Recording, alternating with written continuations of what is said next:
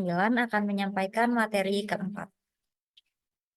Tujuan dibentuknya Sistem Informasi Manajemen atau SIM adalah supaya organisasi memiliki informasi yang bermanfaat dalam pembuatan keputusan manajemen, baik yang menyangkut keputusan-keputusan rutin maupun keputusan-keputusan yang strategis.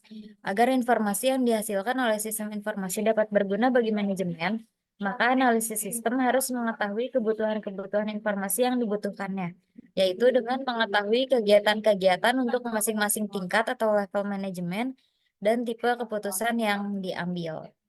Beberapa kegunaan atau fungsi sistem informasi antara lain yang pertama meningkatkan aksesibilitas data yang tersaji secara tepat waktu dan akurat bagi para pemakai.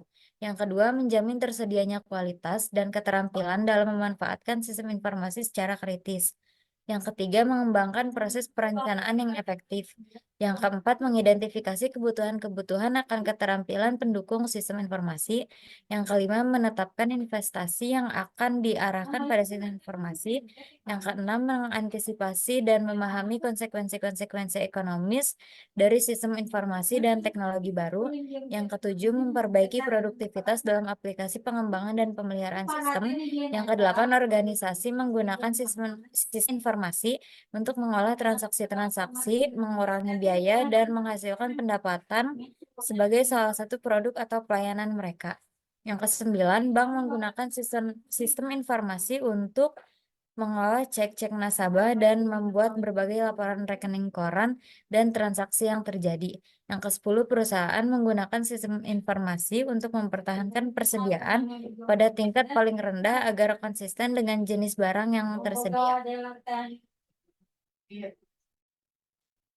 11, SIM untuk pendukung pengambilan keputusan.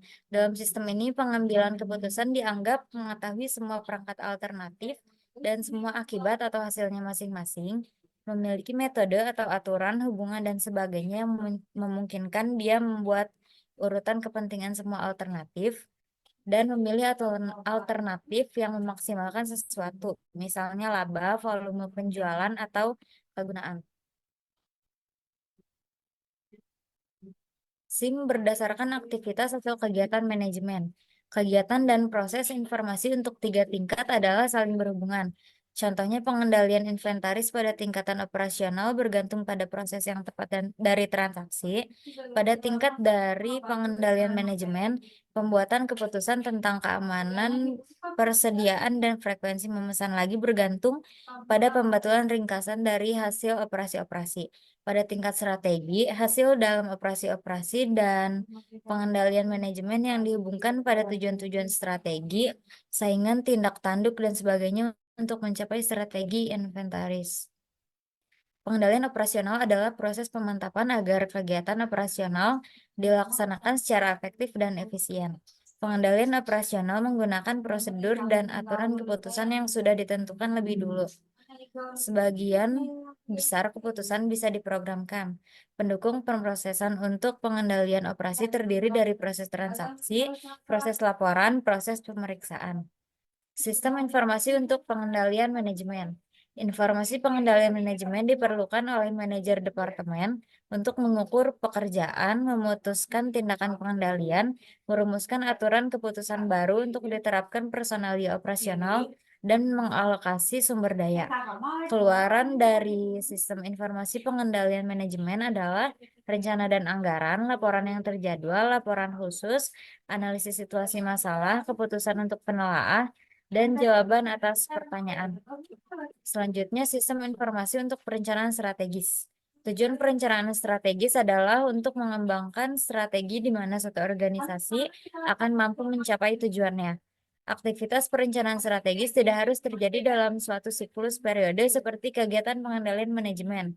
Kegiatan ini memang agak tidak teratur meskipun beberapa perencanaan strategis bisa dijadwalkan ke dalam perencanaan tahunan dan siklus pengangguran. Yang terakhir ada SIM berdasarkan fungsi organisasi. Sistem organisasi manajemen dapat dianggap sebagai suatu federasi subsistem yang didasarkan atas fungsi yang dilaksanakan dalam suatu organisasi. Masing-masing subsistem membutuhkan aplikasi-aplikasi untuk membentuk semua proses informasi yang berhubungan dengan fungsinya. walaupun akan menyangkut database, model base, dan beberapa program komputer yang biasa untuk setiap subsistem fungsional. Dalam masing-masing subsistem fungsional terdapat aplikasi untuk proses transaksi, pengendalian operasional, pengendalian manajemen, dan perencanaan strategis.